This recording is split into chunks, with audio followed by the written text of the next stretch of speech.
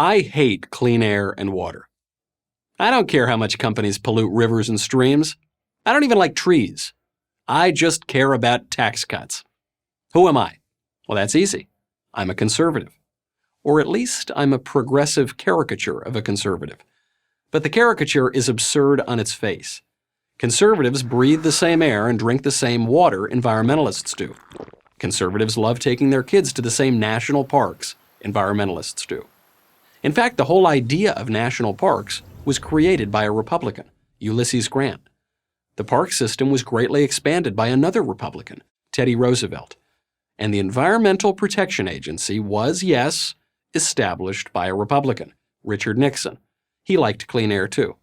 Conservatives want to conserve things. It's right there in the name. And one of the things we want to conserve is our environment, because you can't have a healthy community without a healthy natural environment. That wasn't even hard for me to say, because I believe it.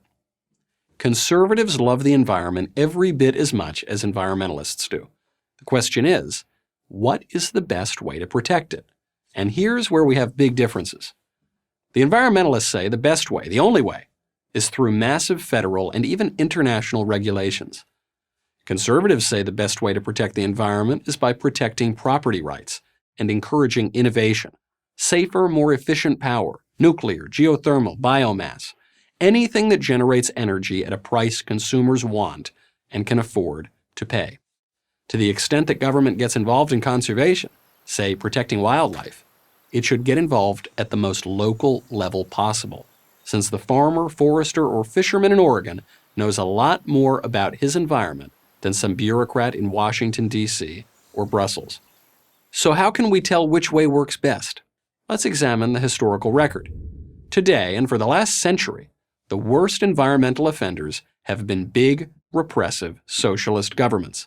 This was true in the last century, and it's true now. China, for example, pumps roughly twice as much carbon into the air each year as the United States, even though the U.S. economy is almost 60% larger than China's. And how do those international agreements fare at protecting the environment? Not too well, it turns out. When President Trump announced his intention to pull the U.S. out of the Paris Climate Accord, environmentalists warned of imminent disaster.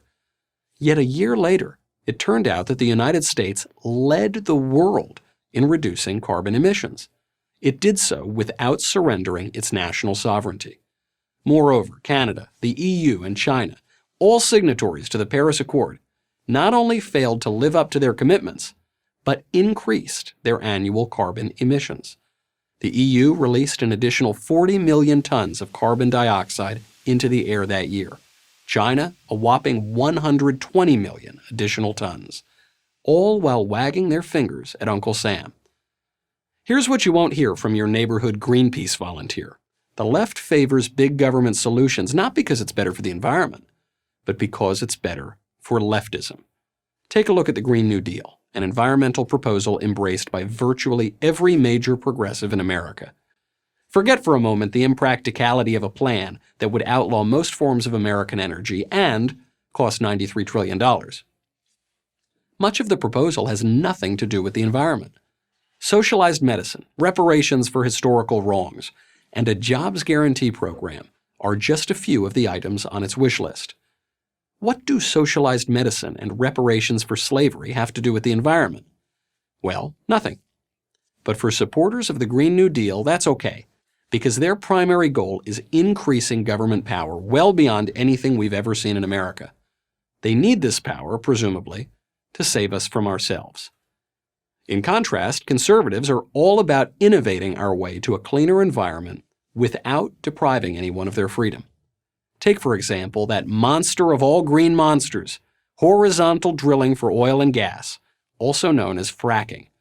The left demonizes fracking even though it actually makes the environment cleaner, the country richer, and now independent of Middle Eastern oil, something thought impossible a decade ago.